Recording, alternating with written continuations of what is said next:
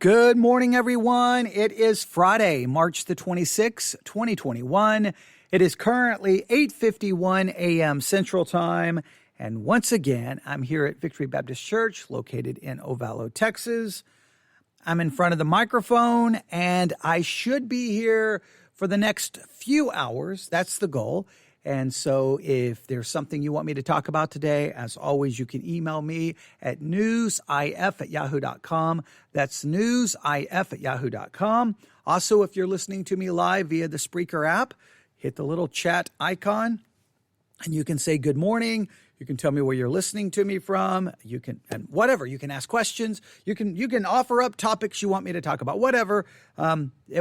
Whatever you say in the chat, it will show up right here on my screen to my left. And I may not be able to respond to you like in the chat, but I will definitely read it and see it. And then sometimes I will address it live on the live broadcast. So feel free to jump into the chat at any time.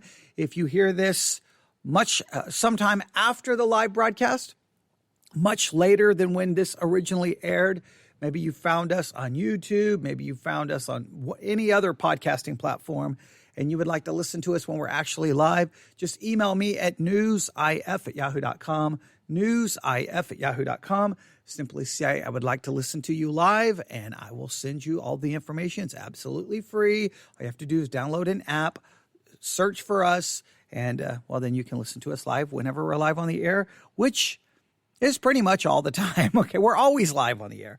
So however you may be listening, whenever you may be listening, wherever you may be listening, thank you so very much for tuning in. We always appreciate it. We're still on our YouTube subscriber watch. I guess, is that a thing? I guess it's a thing. The YouTube thing is, again, continues to just fascinate. It's fascinating to me. It fascinates me. Maybe it's not interesting to you, but I just think the whole thing is funny because, one, we're an audio podcast. We're on YouTube. The only reason we're there is because our podcasting hosting site said, hey, we can upload your stuff to YouTube. And I'm like, okay. Next thing you know, everything's being uploaded to YouTube, and I don't really have any control over the channel, but all of our stuff is there. And I didn't think it would really turn into anything, but in many cases, we get, put it this way, the YouTube audience seems to be the loudest audience. In other words, they tend to be the ones to either disagree, but they will speak up. Maybe more so than us. There's some platforms that, like Pandora, the Pandora music streaming service. They also have podcasts. I think Pandora usually is number 3 or number 4 in the total number of downloads per week. I think sometimes it's all the way up to number 2. So Pandora is way up there, but we've never received an email from anyone who listens to us via Pandora. SoundCloud is like, 3,000 downloads a day or sometimes 4,000 downloads a day on SoundCloud. I have never received an email from anyone who listens to us via SoundCloud. Right? So it's really bizarre how that works, where it's not even in the top 20 of places where people listen to us. It's not even in the top 20. They will, in some cases, listeners who find us on YouTube will make up 50% of the comments. So that right there is already interesting just watching it. But what's funny is like you can literally see in real time. Like I will do an episode, and it's immediately uploaded. I don't have to do anything. So once a live broadcast ends, if you don't know how this works, as soon as the live broadcast ends, probably within 5 minutes, it's on YouTube, and it's the program is being sent everywhere. I'm getting ready to sneeze. Whew, all right, that's no fun when you're live on the air and you realize you need to sneeze. Thank goodness for the mute button. All right, I apologize for that. Yeah, that's not very professional, but I have no control. I have no control over that, so I apologize. But so watching YouTube is interesting because, again, like they're not even the top 20 in the total number of downloads. But like I was saying, as soon as I'm done talking on a live broadcast, as soon as I hit the stop button, within minutes, that broadcast is uploaded to YouTube and it's sent all over, to all the other podcasting platforms. But this is hilarious. So if it's something controversial, I'll be getting ready for my next live broadcast. sometimes even before I start the next live broadcast, right? So you're talking a 15, 20-minute, sometimes 10-minute, pause between live broadcasts, 10 or 15-minute pause. I'll check the YouTube numbers one more time, and I would have already lost a subscriber, and sometimes I've already lost a subscriber just because of the title of the episode. It's just hilarious. And then we'll gain, and we'll go back down. We can't seem to get past the 80s. We can't get past the 80s. So we've made it up to 84. That's where it was this morning when I left to come to the church. So by the end of today, most likely it will go down. So it's so random. It's so weird. Yeah. So I keep watching the YouTube situation just because I find it so fascinating that YouTube doesn't really register in our statistics. I mean, we don't get that many downloads or streams from them, but 50% of the correspondence comes from people who either have found us on YouTube or heard something on YouTube, and then they send their email or will post a comment. So I don't really understand that. You would think the places where we get 70% of all of our download numbers come from, you think that's where I would get most of the correspondence. So it's really weird. It's very, just watching the statistics, and this is true of anyone. I know probably for you listening, you don't care, but for those of us who do podcasting, we look at those analytics, we look at those statistics, and we're always trying to figure out, okay, so what's going on? Wait, why? What? Wait, what does that mean? Okay, what do I do with that? Do I ignore that? Okay, can I build on that? And you're always trying to figure it out. And sometimes it's just so baffling and confusing when you're looking at the numbers. You're like, okay, what is going on? Like, I still don't understand SoundCloud. How can we get so many downloads per day on SoundCloud and never hear from anyone ever? It makes no sense. It's like, why? How can that many people listen to us and never comment? And then on YouTube, how can so few people listen to us but have so much to say? It's really interesting. So, but you didn't tune in to hear all of that. I just thought I would, just a little behind the scenes. I know. I read the articles, and they tell podcasters that the average listener doesn't care about the behind the scenes stuff. It's more you just talking, sharing what, but I don't know. When I listen, I like to hear some of the behind the scenes stuff because it kind of just lets you know what's going on. But all right, I'll stop talking. Here's what we're going to be talking about today. And this is interesting to me. Maybe you'll find it interesting. Maybe you will not. I never know what you're going to find interesting. But it's March. Now, I cannot speak for you, but for me, every March, there's a couple of things that always stands out to me in the month of March. One, and this may not make any sense to you, but it makes perfect sense to me. The first thing, when I think of March, I think of the Alamo. All right. I know I was born in Texas, and I know that when you go to school in Texas, the only history we learn is Texas history, because as my history teacher would say back when I was in school, that why would we want to study the history of other states that are inferior to the state of Texas? Or, as my history teacher would say, in reality, it's the United States of Texas. All the other states are really just kind of, they're just kind of part of Texas, but Texas is really the country itself. Yes, Texas has a very inflated ego about itself, but I grew up in Texas, so in school, pretty much every year around March, we would start talking. It seemed like no matter what we were studying in history, we took some time to once again about the fight for Texas independence, the Alamo, all the things in regards to that. And my mother was born and raised in San Antonio, Texas. Well, I could get into, there's a little area outside of San Antonio, Texas, but San Antonio is where she referred to as home. So it seemed without fail, every year around March, my mom would put us in the car, take us to San Antonio. We would be there for about a week, and guess where we would go? We went to the Alamo over and over and over again.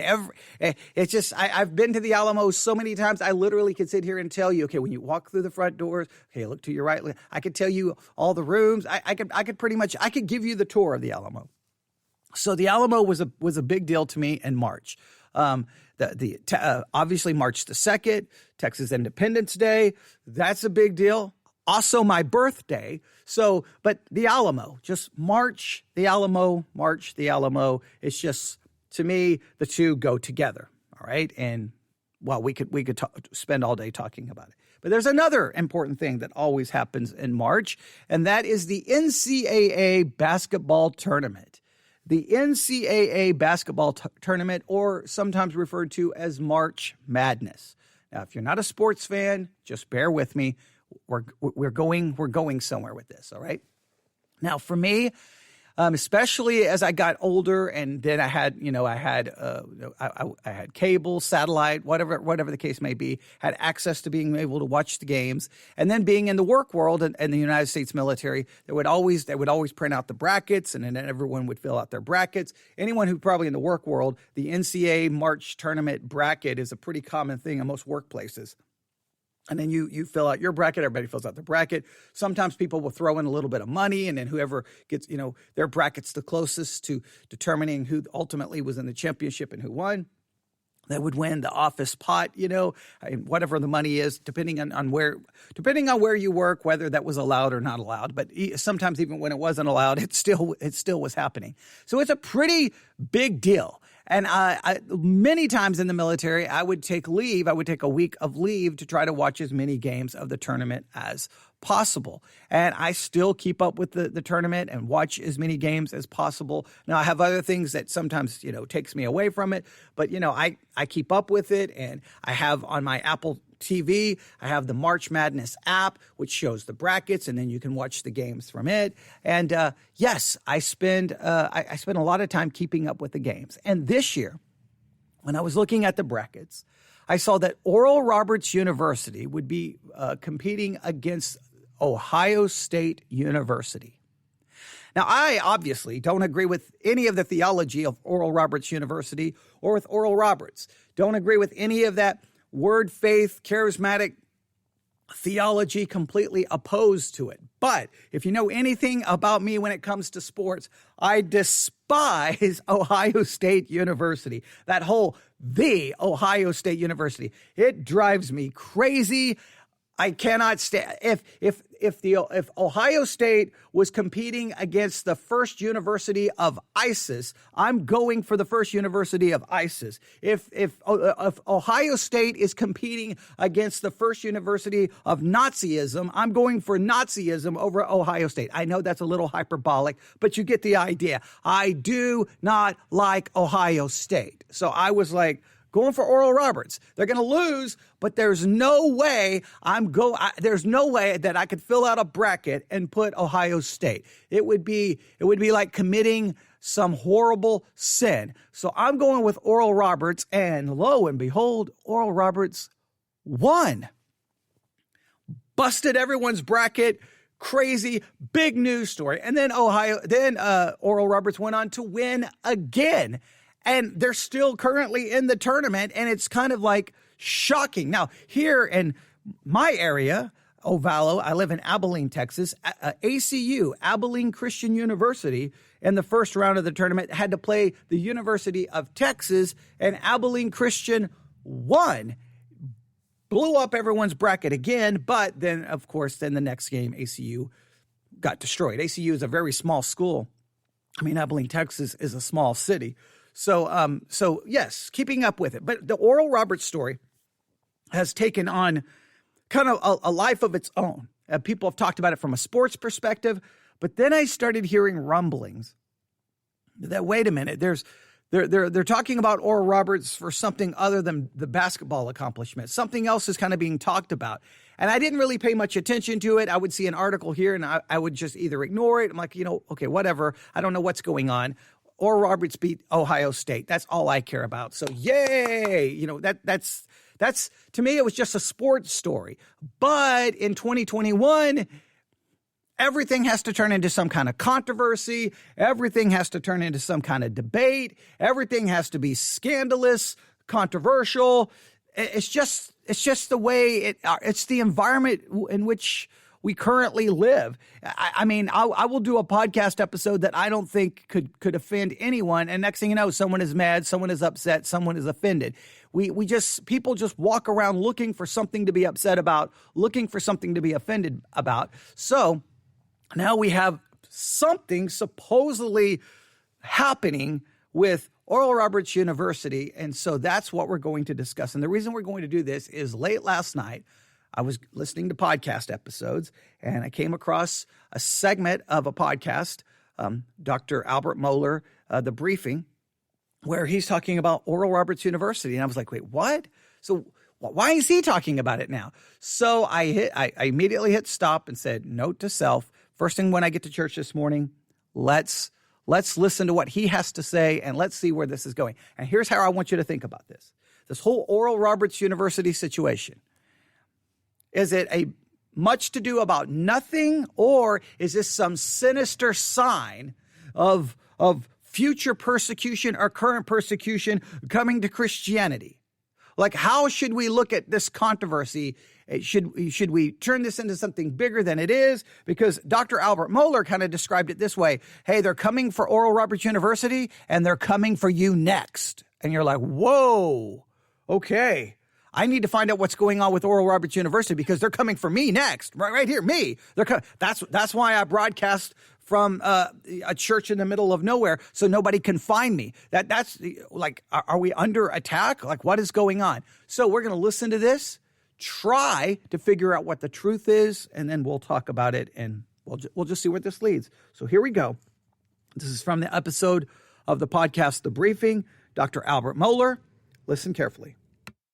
But next, a hugely important development that comes in sports coverage in USA Today. We've noted before the liberal direction of USA Today when it comes to many of the sports stories, in which the sports section of USA Today, like much of the newspaper, but in particular, the sports section has turned into an engine for the LGBTQ revolution, and in a very big way. But there has been no article that matches in significance what appeared just in recent days by columnist Hamal Javari. The headline is this: Oral Roberts University isn't the feel-good March Madness story we need. Now, folks, this is a huge development. Let's pay attention to what's going on here. Now, please note the way he is describing this. This is a huge development, and that we need to pay attention to what's going on here. A huge development. It's a huge development. USA Today, their sports section has gone, I guess, I think the way he described that is very pro-LGBTQ. All right, I think I'm starting to see what's possibly getting ready to develop here. I think I see what's getting ready to happen. Let's see. Is this as serious a situation as Dr. Albert Mohler seems to be indicating that it is? Or is this much to do about nothing? We're going to have to try to figure that out. Here we go. Hamal Javari, in this case, has written an article about the unexpected development that the basketball team, the men's basketball team of Oral Roberts University, has found itself not only in the NCAA men's basketball national tournament, but now in the Sweet 16. It's a big news story, and of course, it's a big development in the life of Oral Roberts University, a Tulsa-based Christian university that almost assuredly did not expect to find itself in the men's NCAA national tournament, not to mention the Sweet 16.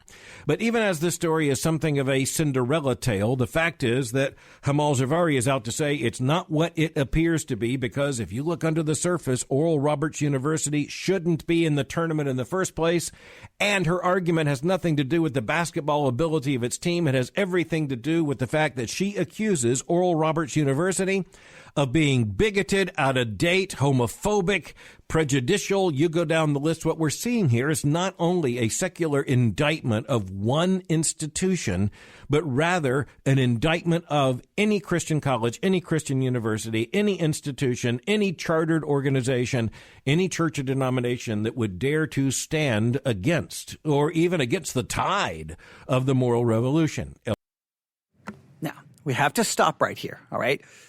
And I know whenever I do this, I tick off a lot of Christians because see what I'm supposed to do. I know, I get the memo all the time. I get your emails all the time telling me what I'm supposed to do. So what I'm supposed to do right now is say, he's right. They're coming for you. They're coming for me. The indictment against Oral Roberts University and this article in USA Today, it's an indictment against us all, and we've got to be prepared. This is what happens. Now, I have to stop and at least say, now, wait a minute, all right? I have to at least try to add a different perspective here. I know I'm supposed to just go along with this and just build on it, maybe even using even more exaggerated language to make us feel like that we're all 3 seconds away from being, drugged to a FEMA camp and chipped by the Antichrist. I know that's what I'm supposed to do.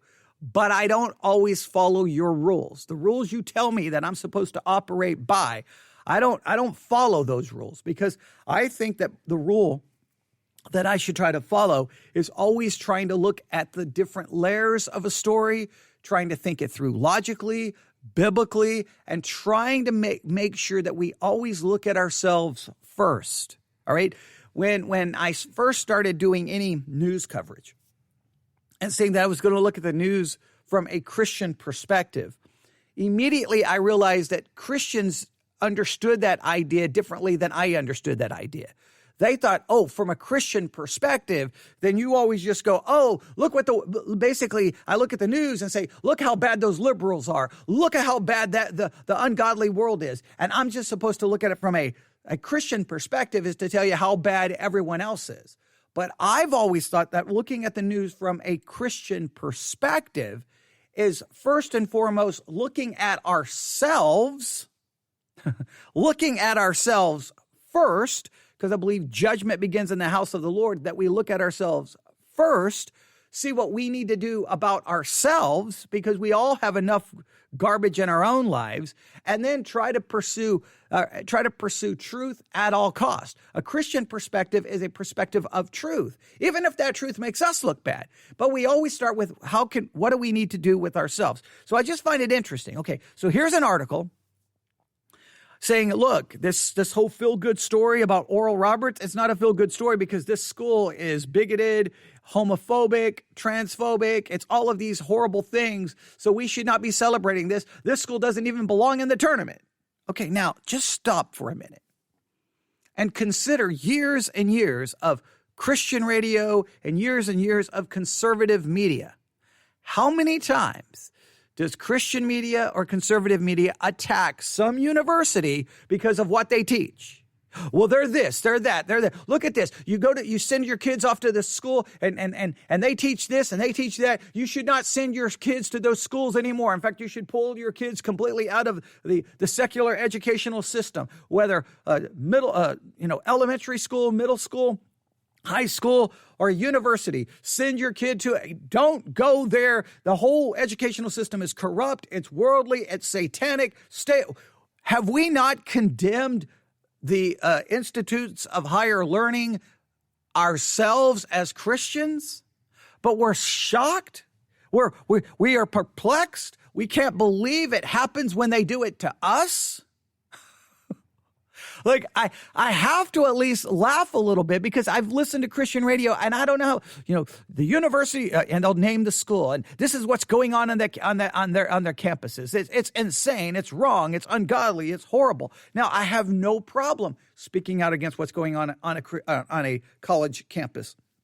I'm pointing out its problems or its philosophical errors or whatever the case may be. But the point is, we do it to their schools, so we shouldn't be shocked when they do that to, quote unquote, our schools. And again, now we're getting back to that whole argument of them versus us and us versus them.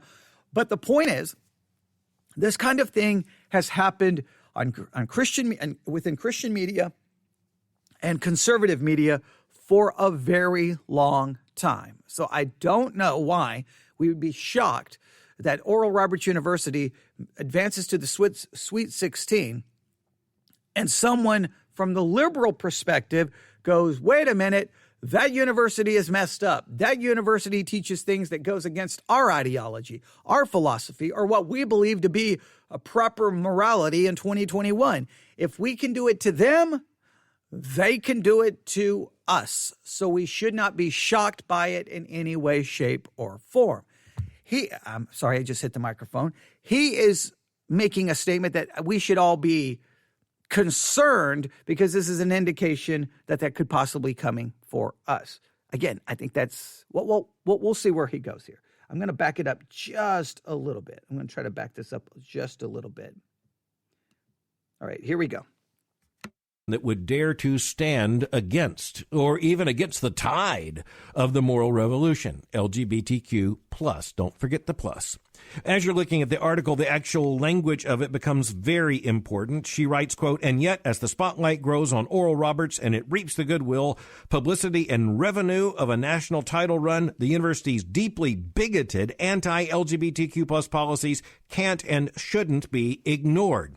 This story goes on to tell us about the founding of the university in 1963. We are told that it upholds values and beliefs of its fundamentalist namesake, that would be the evangelist Oral Roberts, quote, "making it not just a relic of the past, but wholly incompatible with the NCAA's own stated values of equality and inclusion." Now, by the time the article ends, Amal Javari has gone so far as to say that the NCAA should not have allowed Oral Roberts into the tournament, and by extension, should not allow Oral Roberts University or religious colleges like it to be participants in the NCAA at all. She writes with condescension about the standards of behavior at Oral Roberts, the student code of conduct that does ban profanity, social dancing, shorts in the classroom. She also writes about the school's, quote, "discriminatory and hateful anti-LGBTQ plus policy that fans should protest as the Golden Eagles advance in the tournament." She then writes this, and we're supposed to be absolutely shocked and appalled, quote, "Twice in their student handbook, Oral Roberts specifically prohibits homosexuality. In their student conduct section, under the heading of personal behavior, the school expressly condemns homosexuality, mentioning it in the same breath as occult practices." Now, that's a quotation mark, occult practices, and this is written in such a way that the casual reader of USA Today would think that the authorities at Oral Roberts University have classified homosexuality, the entire array, LGBTQ plus, as being akin to occultic practices. That's not fair. It's not honest. It's not true. Here's the relevant section of the student handbook, quote, "Students are expected to maintain the highest standards of integrity, honesty, modesty, and morality.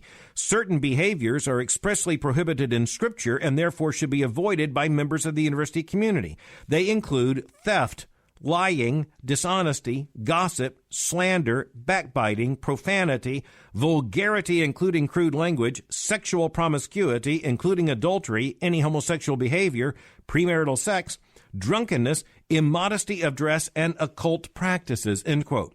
So if it's fair to say that in their policies they list homosexual activity along with occult practices, the fact is that they would also have to say that they list homosexual activity alongside slander, gossip, and backbiting. But then that wouldn't serve their purposes very well. The Student Honor Code also explicitly bans any homosexual activity, any sexual intercourse with one who is not my spouse, any unscriptural or illicit sexual act. Quote, "I will not be united in marriage other than the marriage between one man and one woman," end quote. So again, what are we looking at there? We're looking at biblical Christianity. This is the same kind of code that is held here at Southern Seminary and Boyce College. This is exactly the kind of student conduct statement, the kind of student honor code that you should expect in any legitimately Christian organization. You're likely to find a similar policy statement in an institution committed to, say, Orthodox Judaism or any kind of traditional Roman Catholicism or, for that matter, an Islamic institution. You're likely to find a very similar honor code. But the article by Amal Javari uses language that goes beyond, honestly, anything I've yet seen, and this tells us something of how the world is organizing itself around us. The school's policy is described as discriminatory and hateful. We are told that its belief system is fundamentalist Christian beliefs, that those beliefs are, quote, wildly out of line with modern society and the basic values of human decency, end quote. Notice what's happened. USA Today has run this article at this point online stating that Oral Roberts University is outside the basic values of human decency. And that's by holding to what would be non-controversial amongst biblical Christians, period. It goes on to describe the school's prejudiced teachings, moral regressiveness, toxic notions of fundamentalism that fetishize chastity, abstinence, and absurd hymn lines. We are told, quote, what is not up for debate, however, is their anti-LGBTQ plus stance, which is nothing short of discriminatory and should expressly be condemned by the NCAA. She goes on to argue that the NCAA has given what she describes basically as window dressing to diversity and inclusion. She implicitly challenges the NCAA to live up to its own promises by eliminating schools such as Oral Roberts. Oral Roberts is described as anti-LGBTQ, as steeped in bigotry, as practicing an exclusionary fundamentalism. These are all direct quotes.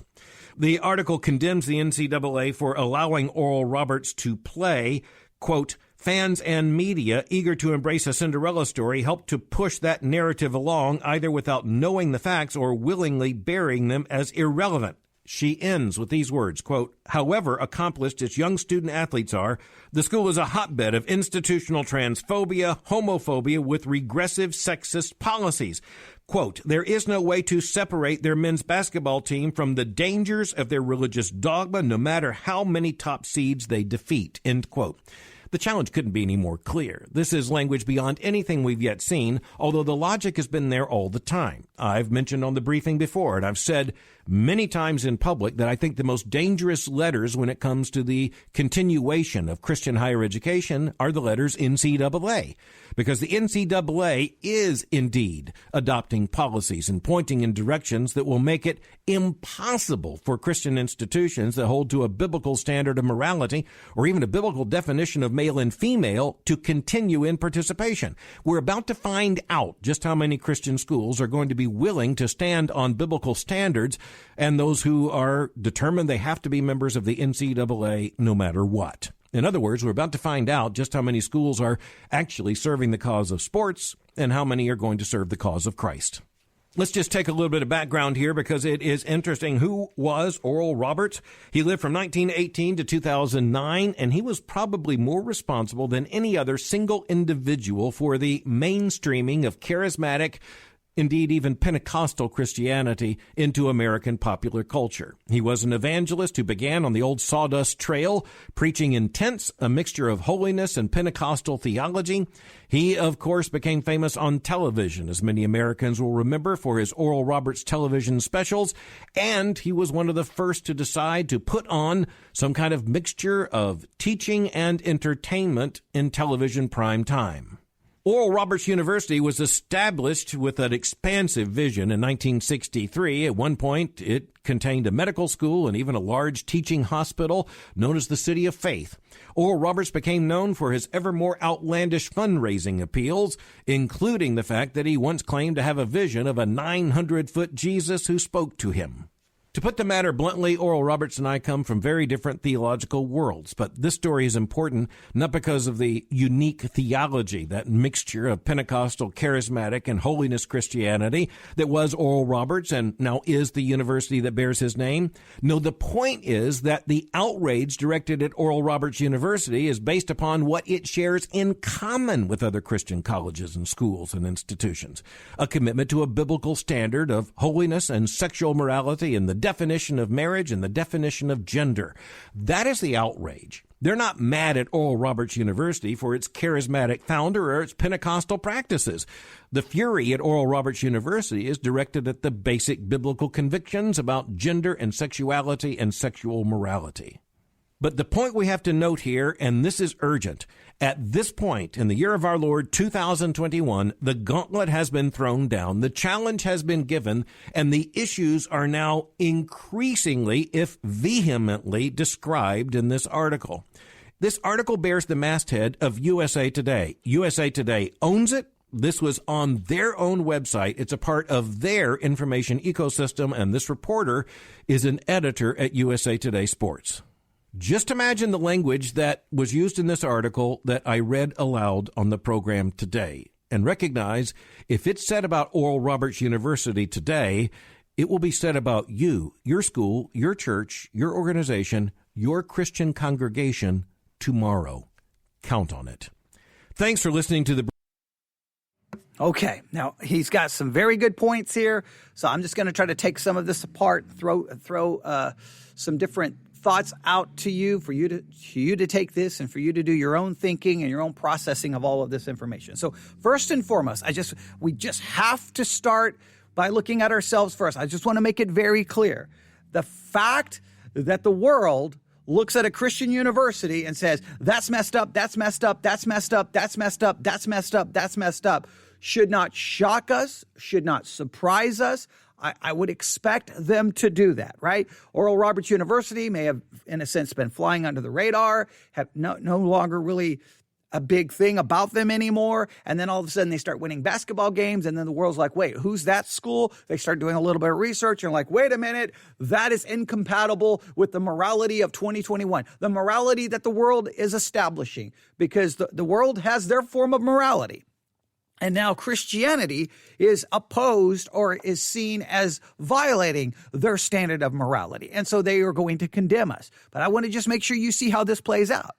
Christianity, for a very long time, on Christian podcasts, Christian media, has sat there and condemned universities around the country for teaching this and doing this and teaching this. And we may not have called for them to be removed from the NCAA. We may not have gone that far, but we have definitely said, hey, pull your kids out. Don't send your kids to that school. Don't send your kids to that school. Don't send your kids to that school. And we have condemned these universities. I've seen it done over and over and over again, either in Christian media or conservative media. So if we do things similar to that, we can't be shocked when the world turns around and does something similar to us. I'm not saying which one went too far. I'm not making a judgment about it, and I'm not trying to make a judgment about how equal the approaches have been. I just want you to see that there is something common to this. And this is the way it worked. For a very long time, Christianity in some ways perfected the idea of cancel culture. Oh, no, we don't like the movies you put on the streaming service. Everyone should cancel. Hey, we don't like that kind of music. It should be censored or it should be banned. I've seen this stuff within Christianity. And then when the world turns around and wants to cancel, silence, or ban us, then we say persecution, persecution, persecution. But it's perfectly okay when we do it to everyone else. So I just think sometimes we don't see that we're getting what we had been giving. We've given to people that kind of approach, and then when we get it in return, then we sometimes want to whine and complain, and I just think we have to be honest with ourselves. We have attacked universities, condemned universities, so many different ways, again, within conservative media and Christian media. And I think we just have to acknowledge that. So when the world does it, we should not be surprised. However, the article in USA Today and the way many are writing about Oral Roberts University is a very telling sign of the times. And when I say sign of the times, I'm not referring to it in a reference to the second coming of Christ. I'm saying it that it just gives you an indication of the times in which you're living. It gives you a sign of the world in which you find yourself. And we find ourselves now where the world is establishing a morality which the church will be guilty of violating. Therefore, we will be condemned for not following their standard of morality. It's very interesting what is happening within society. Society at an alarming number is moving away from Christianity. They're rejecting a biblical Christian worldview. They're rejecting the Bible. They're rejecting the church. They're rejecting God. They're rejecting Christian morality. But it doesn't mean that they've rejected morality all right. I mean, there was a time where this relativistic kind of idea, where you can have your morality, I can have my morality, and we can both be right. That relativistic philosophy is being replaced. Now it's not, we reject the dogma of Christianity, we reject the morality of Christianity, and the world now is establishing its own dogma and its own morality to replace the Christian dogma and the Christian morality.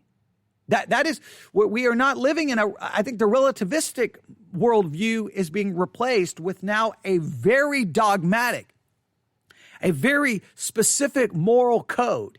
And you must go along with that moral code or you are the sinner. So those who have rejected Christianity for supposedly being so closed-minded, so bigoted, so dogmatic, for some reason they've turned around and just replaced dogma, bigotry, whatever, with their own form of closed-minded bigotry, because you have to go along with them. And if you don't, then you are attacked. You are going to be silenced. You're going to be told basically you are a sinner. You are the heretic. And you cannot, so what do you have to go along with? Well, you cannot condemn homosexuality in any way, shape, or form. You call it a sin, you're in violation of their morality. You cannot in any way call into question the whole transgender situation that is developed within culture. You cannot do that. If you do that, you're in violation of their dogma, of their code. You are immoral. We can go on and on and on. There's so many things you have to go along with. In fact, they should just put out their own Bible saying, "Thus saith us," that this is what you must do. And it's really weird because when you start asking them, well, what's the basis of your morality? Doesn't matter. Like even in the USA Today article, Oral Roberts is basically guilty of going against basic human decency. Well, where does basic human decency come from? Why does any human being deserve to be treated decently? Why should there be decency? Who defines what decency is, and why should it be given? Are human beings something special? Are we just evolved animals? Like the world doesn't even have a basis for their morality, but they have it. And so what we have to realize as Christians is now we are going to be the ones classified as immoral. We are going to be the ones seen as being hateful, unloving. In fact, we're going to be the ones branded as being the sinners. The world is now sees themselves as the saint. We are the ones promoting injustice. They're the ones promoting justice. We are the ones promoting hate. They're the ones promoting love.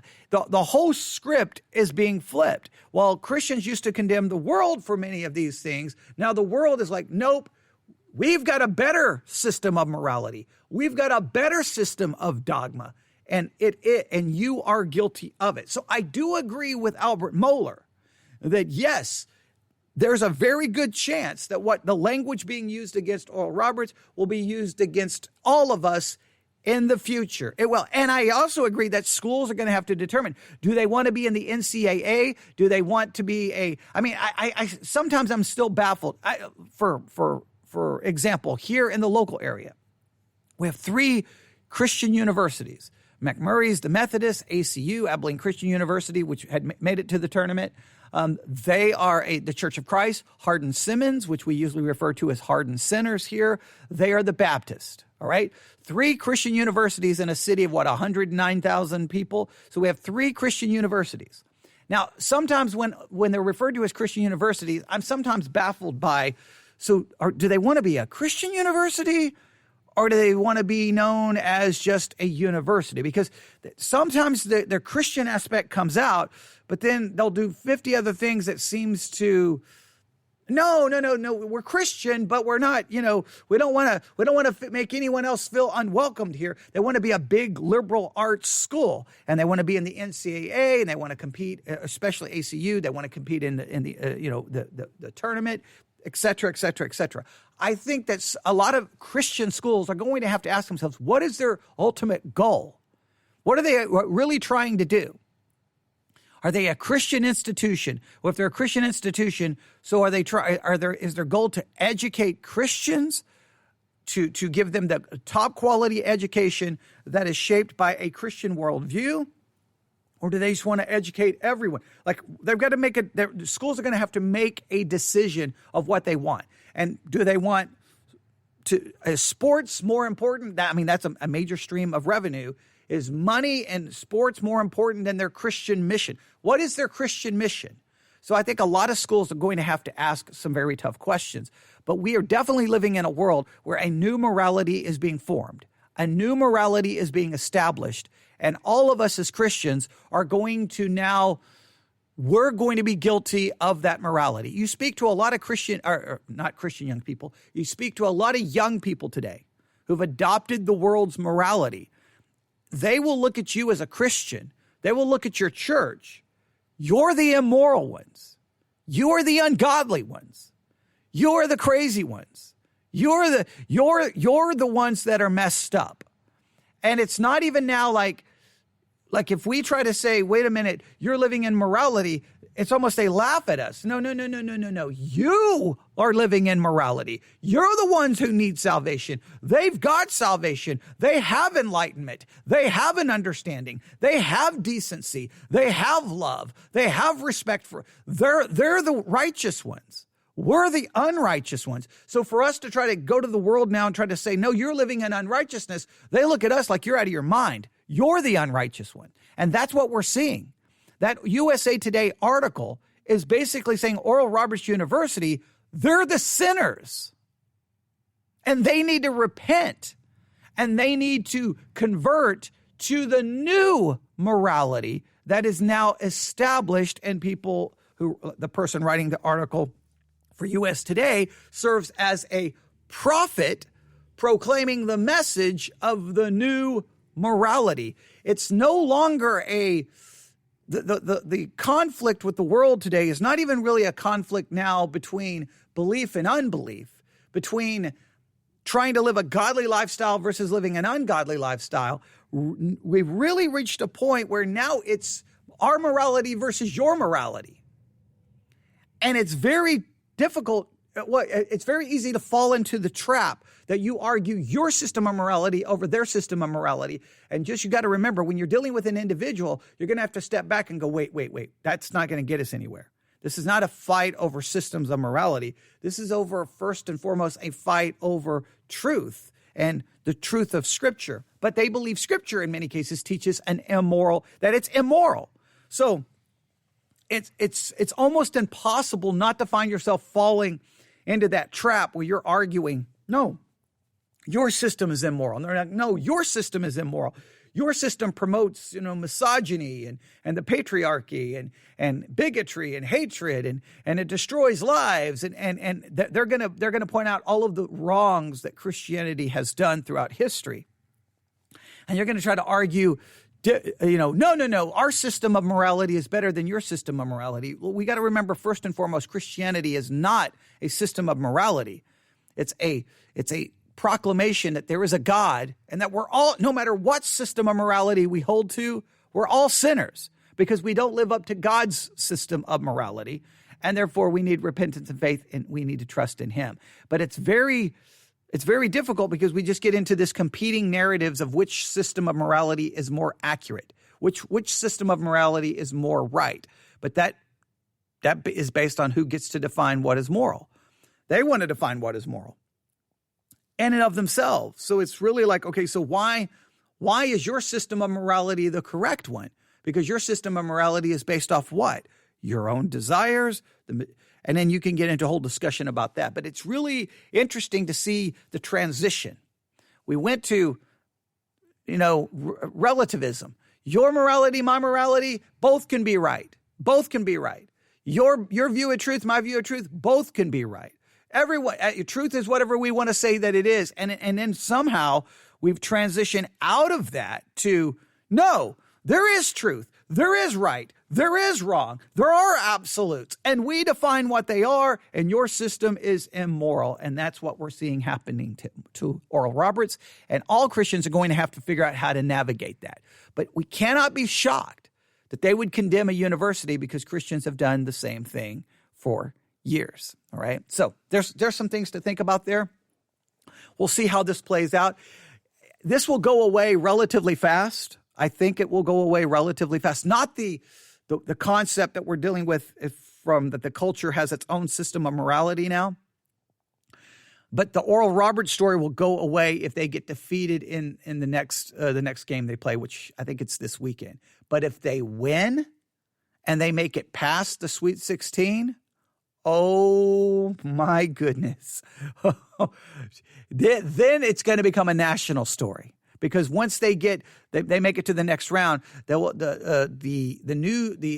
television networks will usually do some kind of profile about the school and the video packages leading up to a game or played during a game. And if the networks give kind of a positive spin on Oral Roberts University, then there's going to be a lot of people in the world are going to call for, I don't know. I would hate to see it, but I don't think it's beyond the realm of possibility that wherever they're playing, the next round, if they make it past this round, that there would be protests and calls for boycotts of advertisers, and the NCAA would be under all kinds of pressure to release some kind of a statement. Oral Roberts University would start being, it would become a big story. But if they get eliminated, then I think everyone will forget Oral Roberts University existed, and they will move on to the next school or the next church or the next individual who they have deemed to be the sinner because they don't go along with the world's morality. That is what we do have to look out for. All right, I'll stop right there. Thank you for listening. You can email me at newsif@yahoo.com, newsif@yahoo.com. Everyone have a great day. God bless.